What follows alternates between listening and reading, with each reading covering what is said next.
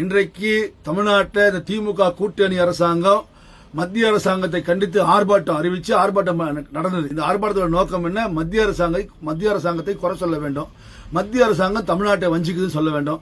மத்திய அரசாங்கம் கிராமப்புற மக்களை புறக்கணிக்குது சொல்ல வேண்டும்.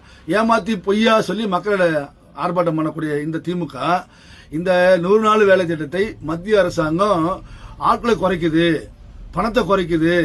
இந்த 100 நாள் வேலை திட்டத்தை கொஞ்சம் கொஞ்சமா அவங்க செயல்படுத்தாம போயிடுவாங்க. என்னென்னமோ சொல்ல முடியுமோ சொல்லி பாக்குறாங்க. இது பொய்னு மக்களுக்கு தெரியும். ஆனா இவங்க என்ன சொல்றாங்க? காந்தி பெயர் நீக்கிட்டாங்க. மகாத்மா காந்தி 100 நாள் வேலை திட்டம் வந்துச்சு, தேசிய ஊரக 100 நாள் வேலை திட்டம். முதல்ல மகாத்மா காந்தி பேரை வைக்கல, முதல்ல தேசிய ஊரக 100 நாள் வேலை திட்டம் தான் இருந்துச்சு.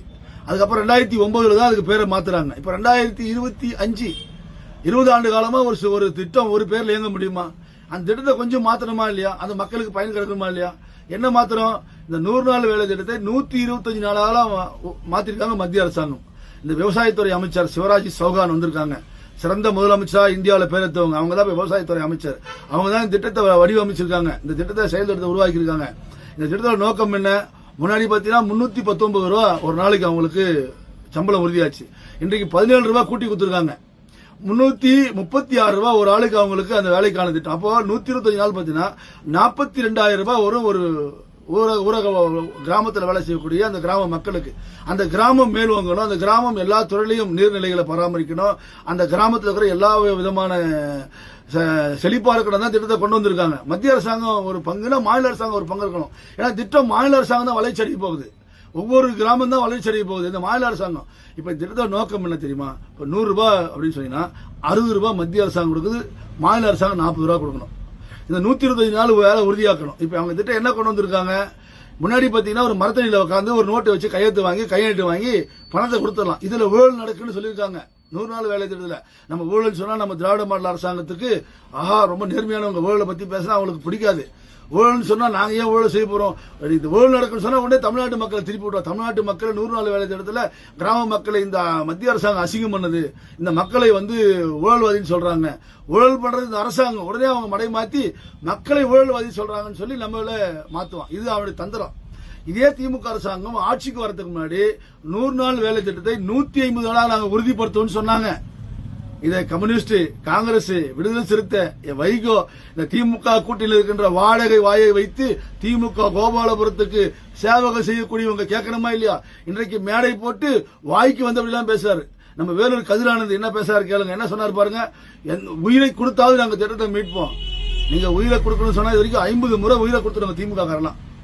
50 முறை நீங்க செத்து போயிருக்கணும். அதான் சொல்ல முடியும். நாங்க உயிரை கொடுக்கணும். நீட்டை உயிரை கொடுத்தாவது நாங்க விலக்கு பெறுவோம். பெற்றீங்களா? நீட்டை பத்தி பேசுறீங்களா? அது மட்டுமா? சிஏஏ, என்ஆர்சி உயிரை கொடுத்தாவது இந்த சட்டத்தை நாங்க அமல்படுத்த விட மாட்டோம். முத்தலாக் சட்டம் ஆர்ப்பாட்டம் பண்ணி உயிரை கொடுத்தாவது நாங்க சட்டத்தை அமல்படுத்த விட மாட்டோம். என்னெல்லாம் சொல்ல முடியும்? அதே போல இந்த மத்திய அரசாங்கம் அந்த கல்வியில எங்களுக்கு நிதி கொடுக்கல, உயிரை கொடுத்தாவது நாங்க இந்த திட்டத்தை நாங்க அமல்படுத்த மறுப்போம். எதுக்கு அடுத்தாலும் உயிரை கொடுப்பாங்க, எதுக்கு அடுத்தாலும் உயிரை கொடுப்பாங்க. இவங்க அதை கூட கொடுக்க மாட்டாங்க தமிழ்நாட்டு மக்களுக்கு. அது வேற. ஆனா இவன் மக்களை ஏமாற்றுவான், அப்படி நாடகம் ஆடுவான். மத்திய அரசாங்கம் வஞ்சிக்குது தமிழக மக்களை. திட்டம் என்ன சொல்லுது? 125 நாள் ஆயிடுச்சு அந்த திட்டத்துல. நீங்க மத்திய இந்த திட்டத்தோட நோக்கம் என்ன தெரியுமா? யார் பணி செய்யறானோ அந்த பணி வேலைக்கு உறுதியாகி அவனுக்கு அந்த டிஜிட்டல் முறையில் அவங்க வங்கி கணக்கு பணம் போக போகுது. கையில பணம் வராது, எல்லாரும் வங்கி கணக்கும் போக போகுது. தமிழக அரசுக்கு மத்திய அரசாங்கம் கொடுக்க போகுது, மாநில அரசாங்கம் பங்கு கொடுக்கும். இதுதான் அவனுக்கு ஒதுக்குது தமிழ்நாட்டில். எப்படி நேரடியா பயனாளிக்கு போயிடலாம். ஏன்னா இவன் கொடுத்து திமுக ஊராட்சி மன்ற செயலாளர் போய் அந்த பணத்தை பிரிச்சு கொடுத்து அவன் ஓட்டு வாங்கணும் இல்ல, அவன் நாளைக்கு அந்த அரசியல் பண்ண முடியல. இது பண்ண முடியாது, ஊழல் பண்ண முடியாது.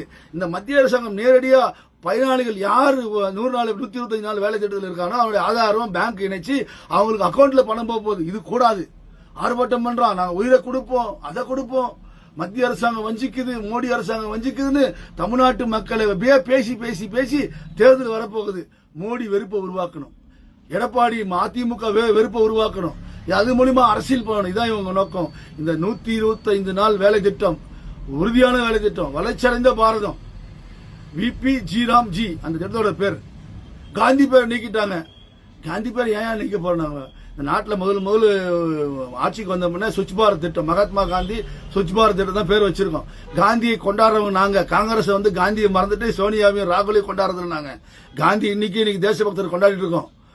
திருமாவளவன் பேசுவார், காந்தியை சுட்டு கொன்றவர்கள் காந்தி மீது அக்கறை இல்ல. உனக்கு என்னப்பா அக்கறை இருக்குது காந்தி மேல? நீ ஒன்றிய அரசு சொல்லக்கூடியவன், தேசியத்தை பத்தி கவலைப்படாத கூடாது ஆள் எல்லாம் நீங்களா. ஆனா தேசியத்தை பத்தி ஒரு வேலை வாய்ப்பு மத்திய அரசாங்கம் கொடுக்கணும், உடனே ஆர்ப்பாட்டம். எல்லாரும் சேர்ந்து 200 ரூபாய் கொடுத்து ஆளை கூட்டு வந்து கூட்டி உட்கார வச்சு அந்த 200 ரூபாய் ஊபிஸுக்கு முன்னாடி பேச வேண்டியது வீரவசனம் மேடை போட்டு. உங்களால ஒண்ணும் பண்ண முடியுமா? தமிழ்நாட்டில இருந்து 40 எம்பிகள் நாங்க இதை போய் மாற்றத்தை உருவாக்கணும், நாங்க இந்த திட்டத்தை மாற்றி அமைச்சோம், திட்டத்துக்கு நாங்க குரல் கொடுத்தோம். ஒன்னும் இல்ல, அங்க பார்லிமெண்ட்டுக்கு போக வேண்டியது, திட்டத்தை அறிவிப்பாங்க, கூச்சல் போட வேண்டியது, வெளியே வர வேண்டியது, டீ சாப்பிட்டு போண்டா பஜ்ஜி சாப்பிட்டு பிளைட் ஏறி நேரா சென்னைக்கு வர வேண்டியது. இதான் உங்களால முடியும். இந்த பாரத தேசத்தை இந்த சட்டத்தை மாத்த நினைச்சா இப்ப முடியாது. இன்னும் 100 ஆண்டுகள் ஆனாலும் இந்த பாரதம் யாரோட வசம் இருக்கும் தெரியுமா? உண்மையான தேசபக்தியோட வசம் தான் இருக்கும். உங்களை போன்ற காட்டி கொடுக்கிற தேச விரோதிகள் ஒரு காலமும் பாரத தேசத்தை ஆட்சி பண்ண முடியாது. நீ கனவுல கூட நினைக்க முடியாது. கதிரானந்த் இல்ல, அவர் பையன் இல்ல, பையனுக்கு பையன் வந்தா கூட ஒன்னு கொடுத்து ஒன்னு வாங்க முடியாது. உயிரை கொடுத்தாவது நாங்க திட்டத்தை மாத்தி எப்பயுமே சொல்லல.